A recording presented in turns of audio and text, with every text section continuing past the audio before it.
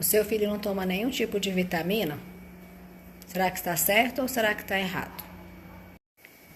Então, pessoal, hoje um assunto que foi muito debatido entre nós, da comunidade pediátrica, foi justamente um documento liberado pela Sociedade Brasileira de Pediatria sobre a suplementação de ferro. E por que foi muito debatido esse documento? Porque a Sociedade Brasileira de Pediatria, nesse documento, ela muda o tempo de recomendação de uso de ferro.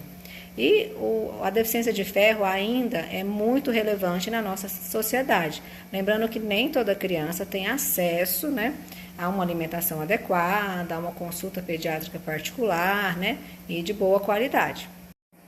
Então, esse é um documento importante porque ele reforça, né, que a deficiência de ferro ainda é uma das grandes deficiências no nosso país. A gente não conseguiu ainda acabar com a deficiência de ferro, né?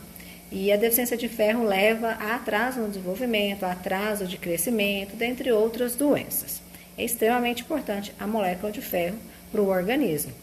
E na consulta pediátrica, o que isso vai mudar? Isso vai acabar trazendo, na verdade, a mudança do tempo de tratamento, da forma de tratamento, das indicações, algumas referências laboratoriais que mudaram também.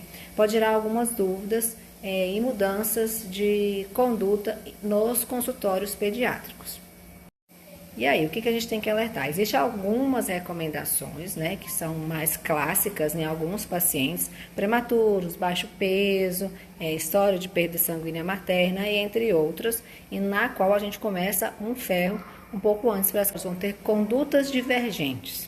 E isso não quer dizer que um pediatra e o outro vai estar errado. Então, muitas vezes o paciente vai ter que usar ferro e outras vezes não vai ter que usar ferro.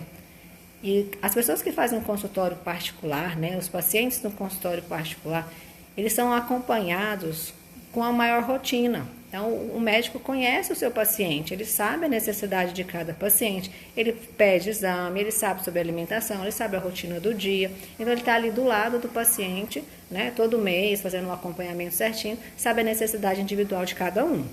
A importância desse assunto é que hoje na comunidade a gente acabou discutindo um pouco mais sobre suplementação pediátrica de forma geral. E o que é a opinião da maioria dos colegas, né, que fazem consultórios particular? Que cada médico, cada paciente tem um perfil, tem uma necessidade de suplementação.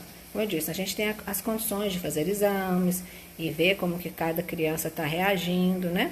E ver se um vai precisar ou o outro não. Então, vocês vão ver condutas diferentes em vários consultórios e o importante é você ter segurança com o seu pediatra de discutir esse assunto, de conversar